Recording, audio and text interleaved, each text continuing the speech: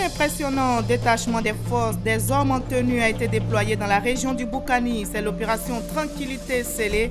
Elle a été lancée par les FRC qui veulent ramener le calme et la tranquillité à Bouna.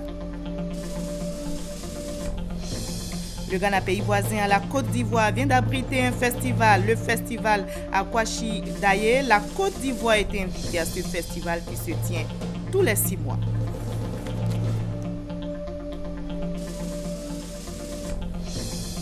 Au Bénin, le nouveau président élu, dont la victoire a été validée par la Cour constitutionnelle, sort ses marques. Patrice Talon ambitionne de former un gouvernement compétent et paritaire. Et en sport football, les éléphants de Côte d'Ivoire ont fait match nul aujourd'hui. Un but partout face aux crocodiles du Nil du Soudan. Match retour des éliminatoires de la CAN 2017. Bonsoir à tous, bienvenue dans le 20h sur RTI 1.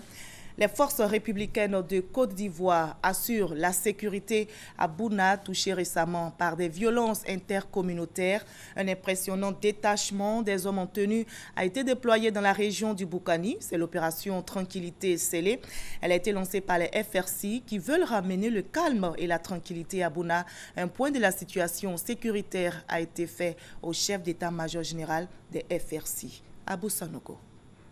C'est un total de 611 éléments de forces de défense et de sécurité qui ont été déployés pour quadriller la zone d'Oropo, Bania, Vankoro et Kalamon. Cet effectif de la valeur d'un bataillon est renforcé par 400 hommes de l'ONUCI.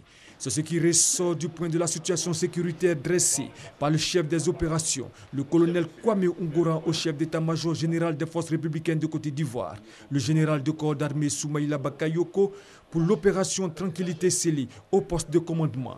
Opération qui vise à restaurer la sécurité dans la région du Boukani.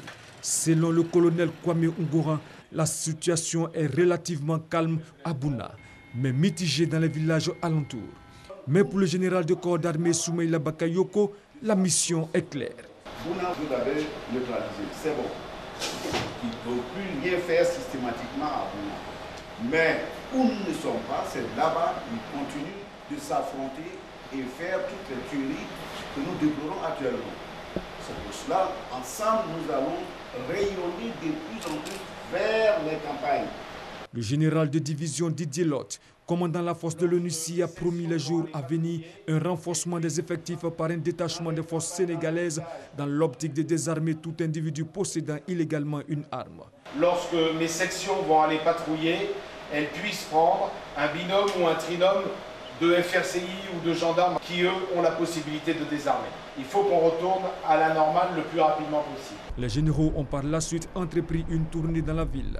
Une ville de Bouna déserte, encore marquée par les récents événements avec une forte présence militaire.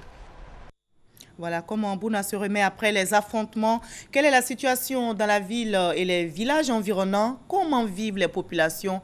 Nous avons maintenant en ligne notre envoyé spécial dans le Boukani, Doua de Lazer. Bonsoir, Doua de Lazer. Bonsoir, Marie-Laure. Alors, vous êtes dans la région du Boukani depuis quelques jours. Dites-nous, quelle est la situation qui prévaut à Bouna après les récents affrontements intercommunautaires? Alors, merci, Marie-Laure. Nous sommes ici à Bouna depuis le samedi. Il faut dire que depuis hier, la situation est calme. Les populations vaquent tranquillement à leurs occupations. Seulement que chacun reste prudent. Il faut aussi noter que la crise a occasionné beaucoup de déplacés. Beaucoup de déplacés. Pourtant, on ici est à la résidence du préfet. On peut compter au moins entre 1500 et 2000 réfugiés.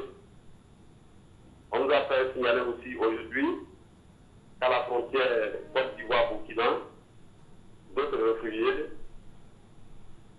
sont à ces endroits. Alors, on a vu tout à l'heure dans le reportage d'Abou Sanogo que des forces de l'ordre sont déployées dans la ville à Bouna. Qu'en est-il des villages? Est-ce que vous avez pu avoir accès aux différents villages du département de Bouna? Doua de Lazer. Allez-y, vous m'entendez, Doua de Lazer? Oui, je vous entends, je vous entends. il faut dire que pour des raisons de sécurité, nous n'avons pas pu avoir accès au village. Mais on nous a fait savoir hier que dans le village de Léomidio, situé à 55 km au sud de Bouna, il y a eu quelques affrontements entre les habitants. Ça, c'est dans la nuit du dimanche à lundi. Mais aujourd'hui, nous n'avons pas reçu de nouvelles concernant d'autres affrontements. Comme vous l'avez dit tout à l'heure, hier, le chef d'état-major général des FRC surtout était sur le terrain ici à Bouna. Il a bien signifié au moins 700 soldats de FRC sont déployés dans la région pour la sécurisation des populations. Ils sont appuyés dans leur tâche par au moins 400 éléments des forces de l'ONUCI. Ce qui devrait donc rassurer la population. Ont débuté. Ce matin, nous avons vu des cargos militaires aller dans les villages et nous pensons que très rapidement, la situation va se calmer, comme ici à Bouna. Merci, Doua de Lazer, pour toute... Vous me recevez? Oui, je vous reçois clairement, Doua de Lazer. Merci en tout cas pour toutes ces réponses. Je rappelle que vous êtes l'envoyé spécial de RTI à Bouna et vous suivez l'évolution de l'actualité dans la région. Merci, Doua de Lazer. La jeunesse à Bouna veut la paix. Elle dit non aux violences dans le Boukani et sous la houlette du député de Bouna. Dans son sang, une cérémonie a été organisée pour appeler les populations à l'union, au rassemblement, à la paix, nous disent Ahmed Traoré et Alexis Ouedraogo. Face aux violences qui ont occasionné plusieurs morts dans la région du Boukani ces derniers jours, la jeunesse de Bouna ne veut plus se taire. Elle est montée au créneau pour demander l'arrêt de ces violences. Désarmons nos cœurs, désarmons nos propos, désarmons nos plumes pour qu'enfin nous puissions sortir notre région de cette léthargie qui ne nous honore pas du tout. Nous avons décidé au niveau de la jeunesse de faire le tour de toutes les communautés et se parler afin d'endiguer ce mal qui mérite la cohésion sociale au niveau du Boukani. À en croire les sources officielles, les autorités judiciaires du Dzanzan sont à pied d'œuvre pour identifier et situer les responsabilités. D'Ascensan, jeune leader de la région, a annoncé que des dispositions sont prises pour que la ville puisse bénéficier de sécurité renforcée. Le Ghana, pays voisin à la Côte d'Ivoire, vient d'abriter un festival. C'est le festival Akwashi-Daye. La Côte d'Ivoire était invitée à ce festival qui se tient tous les 6 mois. Akwashi-Daye, dans le royaume Ashanti, est célébré un jour précis. Le dimanche, l'État ivoirien était représenté par le ministre d'État, ministre de l'Intérieur et de la Sécurité, Ahmed Bakayoko. Il a exprimé la gratitude du président Ouattara au peuple Ashanti, comme nous l'explique Abou Sanogo. Le ministre d'État, ministre de l'Intérieur et de la Sécurité, Ahmed Bakayoko, invité d'honneur du festival Akwashi-Daye à Kumasi au Ghana. Ce festival célébré sur 2 jours se tient le dernier dimanche de la période courant mars, conformément au calendrier Ashanti. À cette occasion, une attention particulière est accordée aux offrandes alimentaires et des dons sont faits aux indigents. Il existe depuis les temps immémoriaux. À la place Mania Palace Museum, le ministre d'État Ahmed Bakayoko, accompagné de rois et chefs traditionnels de Côte d'Ivoire, a témoigné au roi des Ashanti la gratitude et la reconnaissance du président de la République Alassane Ouattara pour l'honneur fait à la Côte d'Ivoire en l'associant au festival Akwashi-Daye 2016. Ce qu'il y a de plus fort entre les Africains, c'est notre tradition. Le président Ouattara vient d'installer la chambre des rois et chefs de Côte d'Ivoire. Nous souhaitons que ces institutions aient de bonnes relations. Il m'a également demandé de dire merci au roi pour la délégation qu'il a envoyée en Côte d'Ivoire à l'occasion des funérailles du roi de Baouli à Sakassou. Et le ciment entre nos deux peuples doit être porté par nos traditions. Les rites de l'Akwashi-Daye se rapportent à honorer les ancêtres personnels et communautaires. Un rassemblement appelé à comme se produit. Tambour, danse et chant s'entremêlent pour honorer Abosom, le dieu mineur dans la tradition Aka. Ce jour-là, le tabouret d'or est affiché dans l'enceinte du palais. Le roi tient son durbar et l'on peut lui serrer la main. Le festival Akwashi-Daye est célébré par les Ashanti et les chefs dans l'Ashanti, ainsi que ceux de la diaspora. Ici à Abidjan, loin donc du Ghana, que reste-t-il du rez-de-chaussée de la Tour D au plateau après le passage du feu le dimanche, jour de la fête de Pâques? L'aile droite du rez-de-chaussée qui abrite le guichet unique du foncier et de l'habitat a été incendiée. Le ministre de la Construction informé s'est tout de suite rendu sur le lieu du sinistre pour constater les dégâts causés par le feu. Le reportage de Dramos Koné et Michel Digré. Des murs noircis, des câbles qui pendent, des plafonds ravagés par les flammes. Le matériel bureautique n'a également pas échappé au feu. C'est le constat fait par le ministre de la Construction, Mamadou Sanogo, qui s'est rendu sur les lieux de l'incendie. Nous avons constaté que les dégâts sont beaucoup plus sérieux que nous le pensions. Mais toujours est-il que il faut attendre d'abord de savoir un peu l'origine de cet incendie. Est-ce une origine criminelle, une défaillance technique? Nous ne le savons pas. Le ministre Mamadou Sanogo a indiqué que des mesures seront rapidement prises pour assurer le fonctionnement des services. Nous allons prendre des dispositions pour faire en sorte que des locaux provisoires soient trouvés dans le périmètre du plateau ou tout au plus des deux plateaux. Et puis à côté de cela, essayer d'évaluer le coût de la réhabilitation donc, de ce guichet. C'est tôt le dimanche matin que l'incendie s'est déclaré au guichet unique du foncier et de l'habitat logé à la Tour D au plateau. Les sapeurs-pompiers militaires sont venus à bout de l'incendie qui n'a fait aucune perte en vie humaine. Une nouvelle plus gaie à présent qui devrait réjouir les étudiants diplômés en quête d'emploi.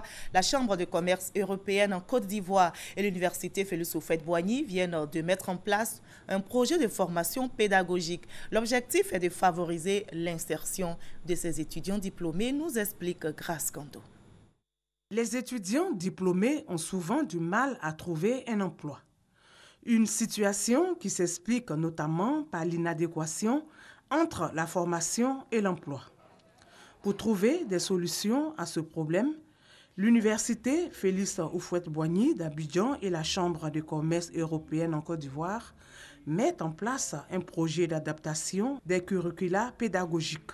Avec ce projet, on aura finalement sur le terrain des jeunes diplômés bien formés, au goût de l'entreprise, aux besoins de l'entreprise, et ce qui facilitera l'employabilité de ces jeunes. Notre objectif au travers de ce projet, c'est de faire en sorte que le contenu pédagogique qui est sanctionné à la fin par le diplôme qui va être délivré par l'université soit le plus proche possible des attentes des entreprises.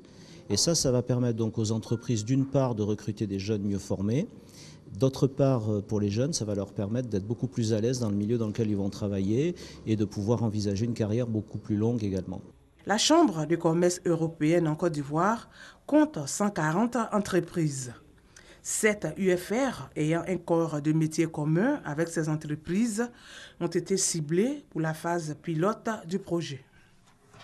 Les étudiants de l'NCA, l'École nationale supérieure de statistique et d'économie appliquée, ces étudiants qui veulent une intégration facile après les études, s'imprègnent de l'expérience du vice-président de la SFI, la Société financière internationale. Les étudiants ont été invités au travail, à l'abnégation pour parfaire leur formation. Ami Koulibaly. La formation qualifiante, la clé de réussite à l'NCA, l'École nationale supérieure de statistique et d'économie appliquée. Une formation à l'origine des taux d'insertion professionnelle relativement élevés. L'enseignement donné dans cette école vient d'être appuyé par le président de la SFI, Jing Dongyua, qui s'est investi durant son parcours dans la formation des jeunes cadres africains. Selon le directeur de l'NCA, ce partage d'expérience démontre l'attachement de Jing Dongyua à l'éducation et à la formation des jeunes. En acceptant de partager votre expérience avec les étudiants de l'NCA, vous honorez l'établissement. L'ensemble des acteurs de ce milieu vous expriment leur reconnaissance et vous demandent également de soutenir financièrement les projets dans l'enseignement supérieur afin que la formation des élites redevienne de bonne qualité. L'NCA a formé plus de 3500 statisticiens africains provenant d'une vingtaine de pays depuis sa création en 1961. 17 pays sont représentés cette année dans cette école avec 331 étudiants. La Foire internationale d'Abidjan se poursuit. Invité d'honneur de cette deuxième édition, de cette fois ouverte le 24 mars dernier, le Maroc, le pays comme les autres participants, a cette fois fait la promotion des richesses culturelles du royaume chérifien. Les stands dressés ont été visités par notre reporter Ami Sissoko. Trècheville, parc des sports. Nous sommes à la Foire internationale d'Abidjan. Dans les différents stands dressés, on trouve entre autres des boubous et des chaussures venus du Maroc, des tapis persans, des sacs de Madagascar. L'Égypte est aussi représentée avec ses huiles essentielles. Les exposants qui veulent séduire la clientèle ivoirienne ambitionnent de tisser des relations commerciales durables. Chaque maladie a son médicament, les huiles essentielles, la tension, les diabétiques, le coco. Il n'y a pas de produits chimiques dedans. On a un marché marocain ivoirien pour faire grandir les affaires marocaines avec les affaires ivoiriennes. Ça va, parce que j'ai remarqué les Ivoiriens, ils ont une idée sur les habits traditionnels marocains. Les sacs sont à base de fibres naturelles, le raffia. Les cuillères à base de cornes de bœuf, c'est de la récupération. Les visiteurs, eux, sont à la recherche de produits rares. Ça, par exemple, c'est du cuir. C'est la vraie chaussure, les ceintures aussi. La qualité est vraiment supérieure. J'ai vu une dame qui a montré une pochette qu'on secoue et ça donne de la fraîcheur. Quand tu as chaud, quand tu secoues, tu mets sur toi, ça te donne de la fraîcheur. C'est pour ça que je suis venue spécifiquement. Des mouchoirs glacés, c'est ce qui fait sensation dans ce stand. Il se glace tout seul, ça vient des États-Unis. C'est fabriqué spécialement contre la chaleur. Quand vous l'enlevez, vous le trempez 2 minutes dans l'eau. Vous le sortez et vous le saurez. Après l'avoir essoré, vous n'avez seulement qu'à souffler, qu'à ventiler. Il se glace tout seul. Plus vous soufflez, plus il se glace. Pour certains, c'est l'occasion de faire de bonnes affaires. Pour d'autres, le marché pour l'heure est encore timide. On demande un peu d'animation dans le 3e château. Ça va nous beaucoup arranger. Il n'y a pas beaucoup d'exposants comme vous voyez. Je suis là, je paye mon transport, je suis assise toute la journée. Ça ne marche pas. Le Maroc, invité d'honneur de la 2e édition de la Foire internationale d'Abidjan, présente au public sa richesse culturelle. La Foire internationale d'Abidjan, ouverte le 24 mars dernier, prend fin le 5 avril prochain.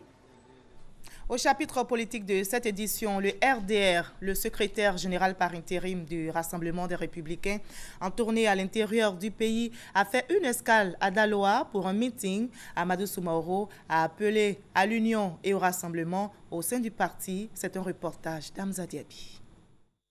À Daloa, Amadou Soumaoro est allé remobiliser les militants, les informer et recueillir leurs aspirations. Objectif, y redynamiser les activités des structures du Rassemblement des Républicains et en implanter dans d'autres localités. Cela pour consolider les acquis et renforcer l'organisation du parti. Il faut aussi rappeler que cette année, nous aurons 2 grands défis politiques à relever. D'abord, il y a le référendum. Le référendum consistera à accompagner le chef de l'État dans sa volonté de donner à la Côte d'Ivoire une constitution impersonnelle, une constitution qui rassemble les Ivoiriens. Le deuxième défi, ce sont les élections législatives. Comme vous le savez, nous avons mis le chef de l'État au palais. Il faut qu'on lui donne une majorité.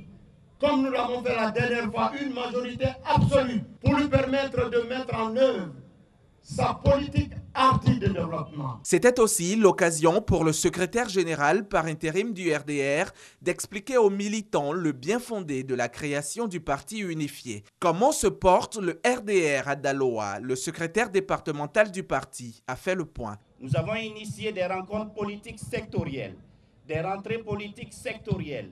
Sous-préfecture par sous-préfecture, nous sommes passés de 86 sections effectives à 162, soit un taux d'implantation de 88%. Nous avons fait du social la pierre angulaire de notre mandat. Eu égard aux nombreux sacrifices qu'ils ont consentis, plusieurs militants RDR de Daloa ont reçu des dons, aussi bien en numéraire qu'en nature. Le projet de construction de logements au profit des fonctionnaires de police entre dans sa phase active. Le Fonds de prévoyance de la police nationale et 2 opérateurs immobiliers et financiers ont signé une convention. 5 000 logements au total seront construits pour les policiers, nous dit Abou Sanogo. 5 000 logements à construire au profit de 5 000 fonctionnaires de la police. C'est le sens de la signature de cette convention tripartite. Le Fonds de prévoyance de la police nationale veut ainsi contribuer à la résolution de l'épineux problème de logement des agents de la corporation. Dans le cadre du présent accord tripartite, le coût du crédit acquéreur a été ramené à 8,25% au lieu de 75% comme indiqué dans la convention que nous avions signée. L'intervention du ministère consistera à reverser dans le compte du bénéficiaire du logement la somme correspondante à son bail, déduction faite des impôts 12%. Opérateurs immobiliers et financiers du projet s'engagent à appuyer le Fonds de prévoyance de la police nationale dans son ambition, offrir un toit à chaque agent de la police. Il est primordial qu'à la fin de sa carrière, tout fonctionnaire de police puisse être propriétaire d'une habitation. Le partenariat mis en place nous permettra tous ensemble d'atteindre cet objectif d'accès à la propriété. Le ministère d'État, ministère de l'Intérieur et de la Sécurité entend appuyer et faciliter les démarches en vue de l'acquisition de logements dans les projets de Koumassi et Lokodjouro. 5 000 logements, c'est très très important. Je voudrais encourager donc les policiers à souscrire à ces projets. Cette signature de convention tripartite qui prévoit la construction de plus de 5 000 maisons d'habitation est l'aboutissement d'un vœu, celui de combler le déficit de 15 000 logements pour les agents de police. Le ministère de l'Environnement et du Développement durable forme les personnels des laboratoires. La formation porte sur les mesures de prévention des accidents d'origine nucléaire, radiologique, biologique et chimique. On en sait plus avec Herman Niamia. La Côte d'Ivoire ne cède pas un grand pays industriel, mais le risque d'accident d'origine nucléaire, radiologique, biologique et chimique NRBC n'est pas à exclure à cause de l'utilisation de ces produits dangereux dans les laboratoires d'essais et d'analyse. Cette formation, initiée par le ministère de l'Environnement et du Développement durable, au profit du personnel des laboratoires, vise à les outiller sur les exigences techniques et le management de la norme ISO-CEI 17025, qui est une norme internationale applicable partout dans le monde. Cette norme-là permet de déterminer les laboratoires qui sont aptes à faire un certain nombre d'analyses. Et puis bon, ça s'inscrit aussi dans la mouvance de certification et d'accréditation de ce laboratoire. Une vingtaine d'agents issus des 5 laboratoires d'essais et d'analyse sélectionnés participent à cette formation. Le ministère de l'Environnement et du Développement durable dit attendre beaucoup des résultats de cet atelier. Le ministre souhaite, d'ailleurs il nous encourage vivement à cela, que pendant vos 3 jours de formation, vous puissiez tirer le maximum de nos experts formateurs et être à la hauteur des expériences de la Côte d'Ivoire et des centres d'excellence de l'Union européenne. Cette formation s'inscrit dans le projet 35 des centres d'excellence de l'Union européenne qui vise le renforcement des capacités en matière de gestion des déchets chimiques et biologiques dangereux. Hors de la Côte d'Ivoire au Bénin, le nouveau président élu, dont la victoire a été validée par la Cour constitutionnelle, Sorcé Marc Patrice Talon, ambitionne de former un gouvernement compétent et paritaire. Sidonie Davila. Le nouveau président du Bénin veut le changement. Le riche homme d'affaires, donné vainqueur le 20 mars dernier avec 65,37%, ne compte pas former un gouvernement de remerciements. Pour lui, ses choix seront basés essentiellement sur la compétence et la parité. La gouvernance qui sera la mienne aura comme principal atout et comme facteur essentiel la compétence. Je voudrais confesser d'ores et déjà que l'équilibre régional, la satisfaction des intérêts politiques des partisans ne sera pas ma priorité pour l'heure. Le vendredi dernier, la Cour constitutionnelle béninoise a validé sa victoire contre le Premier ministre sortant, Lionel Zinsou. Patrice Talon doit être investi le 6 avril prochain, mais des doutes planent encore sur la tenue effective de cette cérémonie. Ce genre de cérémonial ne peut être assuré par le Premier ministre. Mais je peux vous affirmer également qu'il n'y a pas de raison que le président Yahya Boni et moi ne fassions pas ce rituel. Si l'occasion ne se présenterait pas, ce ne serait pas bien grave. Parce qu'on a déjà vu par le passé au Bénin qu'un président entrant prenne les fonctions sans avoir l'opportunité de faire ce rituel. Cela n'empêche pas la prise de fonction de l'entrant.